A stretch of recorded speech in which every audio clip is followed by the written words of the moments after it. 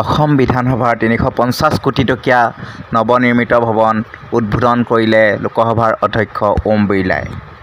বিধানসভা লোকতন্ত্ৰৰ মন্দিৰ আৰু এই মন্দিৰ কেৱল জনতাৰ কল্যাণৰ বাবে বুলি মন্তব্য কৰিছে লোকসভাৰ অধ্যক্ষ ওম বিৰলাই। অসম বিধানসভাৰ নৱনিৰ্মিত ভৱনটো দেওবাৰে অৰ্থাৎ 30 জুলাই তাৰিখে উদ্বোধন কৰি লোকসভাৰ অধ্যক্ষ বিৰলাই কয় যে বিধানসভা লোকসভাৰ মন্দিৰৰ পৰাই জনতাই বহু আশা কৰে। জনতাৰ এই আশা আকাংক্ষা পূৰ কৰাৰ ক্ষেত্ৰত জনপ্ৰতিনিধিসকলে চেষ্টা কৰাটো গুৰু দায়িত্ব। সংস্কৃতি সভ্যতাৰ মহান ভূমি অসমৰ এই নতুন বিধানসভা ভৱন উদ্বোধন কৰিবলৈ পাই তেওঁ নিজকে ধন্য মনাৰ কথা সদৰি কৰি অধ্যক্ষ বিৰলাই লগতে কয় যে অসম বিধানসভাৰ বহু পুৰণি ইতিহাস আছে। দেশৰ স্বাধীনতাৰ পূৰ্বে শ্বিলঙত স্থাপন হোৱা বিধানসভা আৰু পৰৱৰ্তী সময়ত গুৱাহাটীলৈ স্থানান্তৰ হোৱা অসম বিধানসভাৰ বহু ইতিহাস ৰৈ যোৱাৰ কথা অধ্যক্ষ বিৰলাই ভাষণত উল্লেখ কৰে। প্ৰসংগত তেওঁ গোপীনাথ বৰদলৈ, ভূপেন হাজৰিকা, বিষ্ণুৰাম মেধি, লক্ষ্যধৰ চৌধুৰীৰ অৱদানৰ কথা উল্লেখ কৰাৰ লগতে তেওঁলোকক গণতন্ত্ৰৰ অতন্দ্ৰ সেনানী আখ্যা দিয়ে। বিধানসভাৰ নতুন ভৱনটো নিৰ্মাণ হৈ উঠাত মুখ্যমন্ত্ৰী ডক্টৰ হিমন্ত বিশ্ব শৰ্মা আৰু অধ্যক্ষ বিশ্বজিৎ দৈমাৰীৰ অৱদানৰ কথা স্বীকাৰ কৰি বিৰলাই কয় যে নৱনিৰ্মিত ভৱনটোত অসমৰ কলা সংস্কৃতি পৰিস্ফুট হৈছে।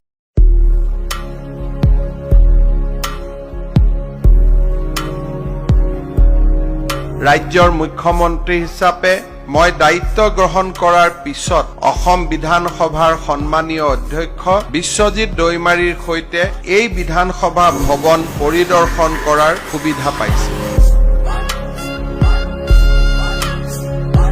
অসমৰ ৰাইজৰ বহু আশা আৰু প্ৰত্যয়েৰে বিধানসভাৰ সদস্যসকলক নিৰ্বাচিত কৰে। সেইবাবে জনতাৰ আশা আকাংক্ষাক বাস্তৱত ৰূপ দিয়াটো মন্ত্ৰী বিধায়কসকলৰ আজন্ম পুণ্যপথ। ৰাজধানী গুৱাহাটীৰ মাজমজিয়াত অৱস্থিত এই নতুন বিধানসভাৰ প্ৰকল্পৰ আৰ্হিটো এক কীৰ্তিচিহ্নৰ দৰে।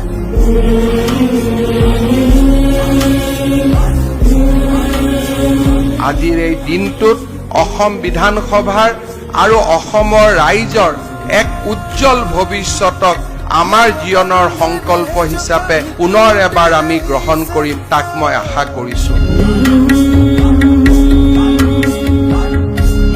মই অসমবাসী ৰাইজক আজিৰ এই দিনটোত শিৰ নত কৰি অসম বিধানসভাৰ নতুন ভৱনৰ বাবে উষ্ণ অভিনন্দন জনাইছো।